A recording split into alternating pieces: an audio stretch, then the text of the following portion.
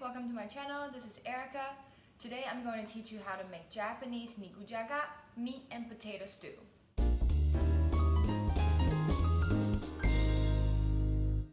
If you're a One Piece fan, you probably heard the main character Luffy using the word niku all the time in the show. Niku! So you probably know what niku means in Japanese is meat. And jaga is short for jagaima in Japanese, which is potato. So that's our dish today to translate straight from Japanese to English, meat and potato stew. Although we know this is a meat and potato stew, what kind of meat are we supposed to put in this stew? This is the time I started to do some research about the dish. If you ask a Japanese person what does nikujaga make them feel or think about, mostly the response will probably be it tastes like home or it's a flavor of mom's cooking. But the invention of this dish is actually very interesting. It was in the late 19th century that a chef at the Imperial Japanese Navy was asked by the then Marshal Admiral Haihachiro Toko to make a beef stew that he became fond of while studying in Portsmouth, England. Since the chef had never seen or tasted a beef stew before, he made it up himself by using the most typical traditional Japanese seasoning such as soy sauce, sugar, and sesame oil to recreate the dish. And this is how the nikujaga was invented. There's a serious debate in Japan that whether we should use beef or pork for this dish. Some people did a survey in Japan and figured the meat preference is clearly divided into the eastern and western region. People from the western part of Japan prefer sliced beef, while the people from the eastern part prefer sliced pork. But for me, I always prefer beef over pork for my stew. So that's the reason why today we're gonna recreate the Marshal Toko style beef and potato stew. Let's get it cooking. Here's the ingredient we'll need today. In addition to meat and potatoes, sliced onion and carrots are the minimum ingredient to make nikujaga. Also, a noodle type called shirataki are also added into it. But personally, I've never been a fan of shirataki. The texture is a little weird to me, so today I'm not going to use them. First, we need to peel the potato and carrots and dice them to bite size. The smaller it is, the faster it cooks. Slice the onion into strips. The onion not only gives the dish great fragrance, but also sweeten up the dish so we don't need to use too much sugar. In my dish today, I have prepared some thin sliced beef belly, but like I said before, you can also use pork belly if you prefer. I got this box of sliced beef in Asian supermarket H Mart here in Massachusetts. I have never seen sliced meat that thin in normal Western supermarket here. If you don't have an Asian supermarket near you, you can always go to the local butcher and tell them your request a couple hours ahead before you pick up, so they can freeze the meat for you, then slice it to the size you prefer with the machine. Worst case scenario, you can always slice it yourself. Even though the meat might not be as thin as this, it still does the job. Prepare a friable pot and heat up some oil. When the oil is hot enough, add in the onion with medium heat. Stir it till it's slightly transparent, then add in the beef. The meat does not need to be defrosted if it's thin enough, but if you cut the beef yourself and the beef is a bit thicker, then just make sure to defrost it before you start cooking. When the beef is 80% cooked, you can add in the tomatoes and potatoes. Beans, greens, potatoes, tomatoes, chicken, turkeys, rat, I mean potato and carrots. Stir for another minute or two and make sure all the ingredients are coated with oil. Next, we can add in the sauce in order of soy sauce, Japanese light soy sauce, Marin, which is a sweet Japanese cooking wine, and a little bit of sugar.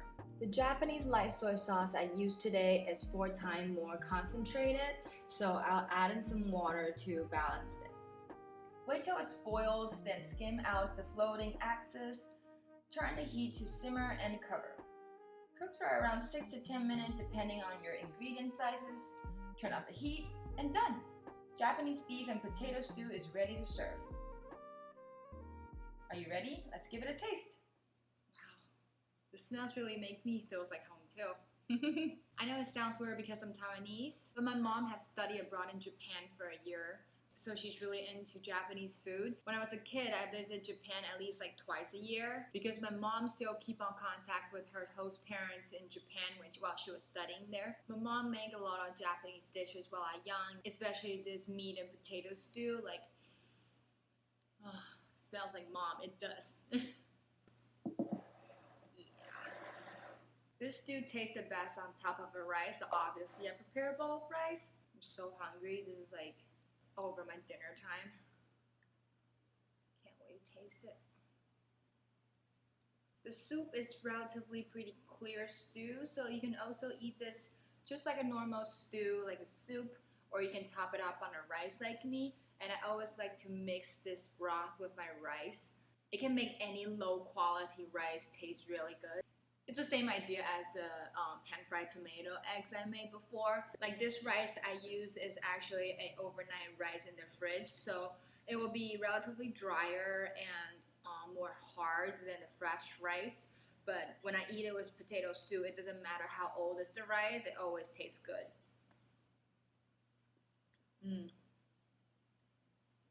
I love it.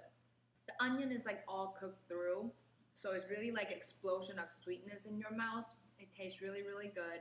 Same as the potato and the carrots, they're all cooked through. It depends on how big of a chunk you cut. Mine, like this size, it takes around just 6 minutes. If you wanted to make it better, you can do like 8 minutes, but not longer. Because for potato, if you cook it for too long, it's gonna melt in the soup, and you still want the soup to be pretty clear. The broth, you want it to be pretty clear, so you don't want to overcook it. So 6 to 8 minutes is pretty good. If you want a bigger chunk, you can cook up to 10 minutes. But yeah, this is totally cooked through, super soft and tasty. When I made this dish, it's kind of like a spaghetti, you know, like you just need only one dish with the rice. It's totally good for dinner. But sometimes if I have like pickled cucumbers or pickled radish, I'll put it on the side as well. Today I don't have it, so it's fine. But yeah, next time I'm probably gonna teach you guys how to make the pickled radish, that it goes really, really well with the meat and potato stew. The meat and potato stew is a combination of protein, carbs, the potato, and veggie, which is the carrots and onions. So this is pretty nutrition for like being a whole dinner meal. If you go to a Japanese barbecue place, sometimes they have this for like a side dish. It comes in like tiny, tiny size. You eat it with your rice and a barbecue. It could be like a dish and it could be a whole meal. It depends on how much you cook. The ingredients amount I gave you in the description box down below, it's gonna be a small portion. What I make today is almost 4 times what I gave you. It really depends on how you wanna eat it. For me, this is gonna be my dinner, just the rice and the stew, so I make more. It's gonna be me and Dan's dinner. So yeah, this is like 4 times bigger, but if you just want it to be a small dish on the side, just use my recipe down there. The 100 grams of beef is totally enough. Alright, this is enough.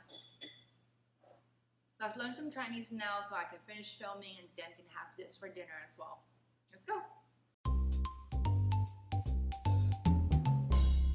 The word of the day today is the Japanese meat and potato stew, 日式马铃薯炖肉.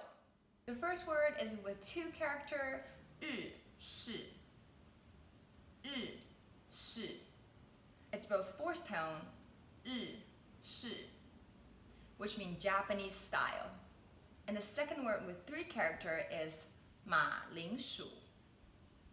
马铃薯, which is 3rd tone, 2nd tone, and 3rd tone. 马铃薯, which means potato. And the 3rd word with only 1 character, 炖. 炖, the 4th tone, 炖, which means braised or stewed.